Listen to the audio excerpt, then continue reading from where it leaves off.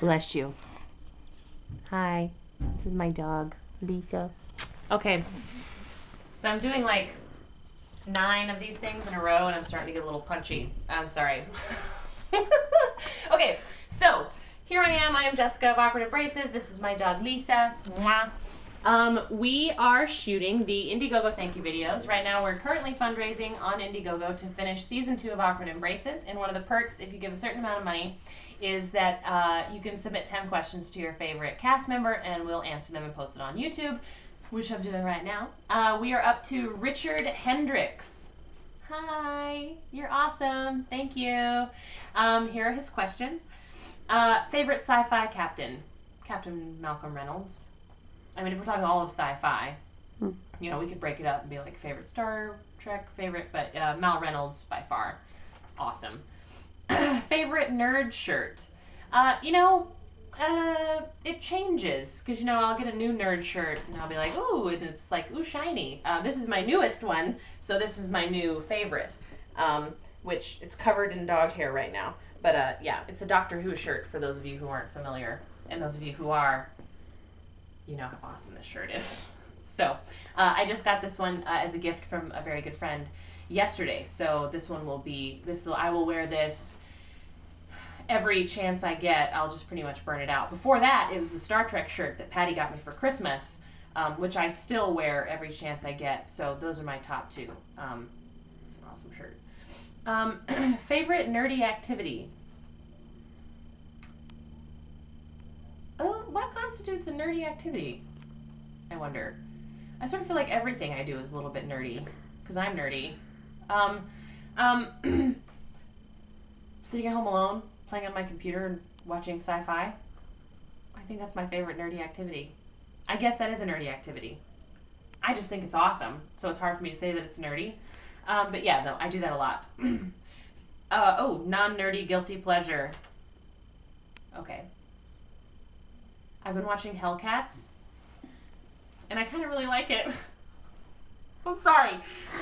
I can't help it. I can't help it. I'm a sucker for I don't know what it is, cheesy CW shows. Of course, I love Supernatural and Smallville, but those are sort of understandable. Hellcats, there's no explanation for it. There's no forgiveness. It's a guilty pleasure. I feel mildly ashamed, but I love it, and I look forward to every new episode. I don't know. I can't explain it. Okay. Everyone else loves X, but I hate it. Oh, and I'm supposed to fill in X. Okay, sorry, I was a little confused. Oh. Everyone else loves what? But I hate it. That song "I'll Be" by Edwin McCain. I hate that song. Like, seriously, like, and they play it all the time, and everybody loves that song, and every time I hear it, I get a little bit angry. Like, it just makes me go, ugh. I think because it's played constantly, it's always on the radio. Like, I hear it, Pandora, my Pandora channel, it doesn't matter how many times they'll play it, and I'll be like, I don't like it. And then they'll play the live version. I'm like, I don't like it. And then they'll play the acoustic version. I'm like, I don't like it. Stop. Yeah, so I'll Be by Edwin McCain. Hate that song. Everybody else loves it. I hate it. Nerdy show you just don't get. As we've established, there's a lot of shows that I haven't seen. So it's hard for me to say that I don't quite get it when I haven't seen it yet. So it's hard for me to say. Can you think of something, Patty, that I'm missing? My co-producer and roommate, Patty Robinson, holding the camera.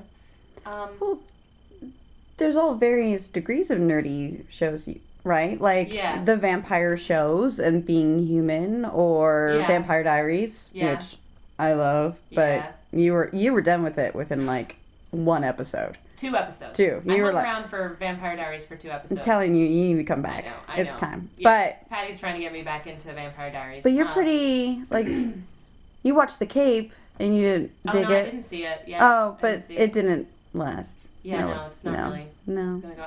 I don't. I think I'm one of those people that I can sort of get why people are into just about everything. Although I did have an anime discussion in one of the thank you videos earlier. Some anime is awesome, and I totally get it. And some anime is just weird. But I don't know, yeah.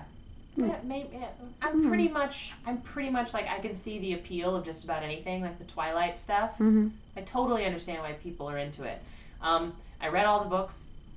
I'll probably see all the movies just because I want to be like in the know, but I'm not like.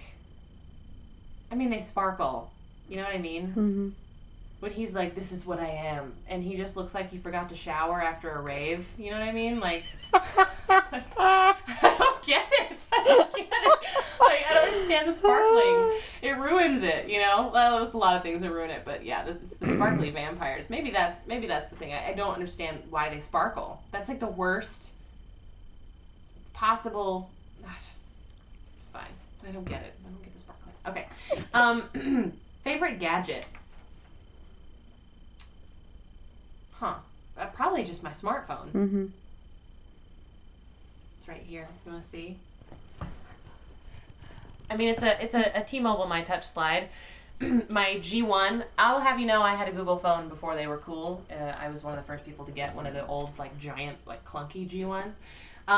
It died a sad death, and this is what the insurance company sent me. And it's cool. It's all right. It doesn't do anything crazy that any other smartphone doesn't do. I just really love the fact that I can keep up with absolutely everything. My Twitter, my Facebook, my email. I can read PDFs that are emailed to me on this thing, which is awesome. So, yeah, the invention of the smartphone, I would not be able to get done what I need to get done if I didn't have a smartphone. And as my mom says, it's pretty much grafted to my hand. Sometimes I have to force myself not to check it in certain social situations, because like if you're always checking your phone, people think you're not interested in what they're having to say. And it's not that I'm not interested in what they're having to say, it's kind of a nervous tick at this point. I'm working on it. Big turnoff from a normal guy. I had this conversation in my Geekscape interview.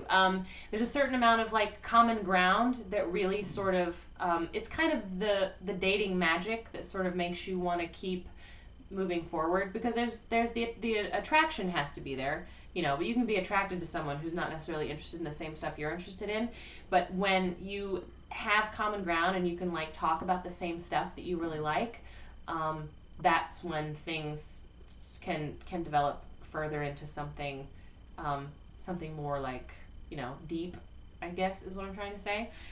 So yeah, that's the hardest thing. I did date a normal guy for a while, and not only was he not nerdy, he wasn't a big movie person, and he didn't really watch TV. So we literally had nothing to do together. He liked to work out, and I cared a lot about him, and we dated for a while. But, it's hard if you don't have anything in common with someone to spend time together and do things together and bond over things that you love. So I think a relationship has trouble reaching that next level when you can't sort of like share things with each other. Biggest turnoff from a nerdy guy. And this isn't necessarily a nerd thing. It's generally a guy thing. Well, no, it's a nerdy question, so I will stick with something that's just nerdy. Biggest turnoff from nerdy guys is, I hate to say it, but the ones that really lack social skills, that's a hard one, because of a lot of reasons. But, it's important to be able to go amongst a group of people and like be cool in some way. Not like cool. I mean, I'm not cool, but at least be able to like talk to people and have conversations and stuff like that. So it's really hard to develop a relationship with someone that can't really hold a conversation, if that makes sense. Favorite video game: Super Mario World, Super Nintendo, Super Mario World. Yes, the one with the cape and Yoshi. Favorite video game. I will get addicted to that game. I will play it for hours and hours and hours.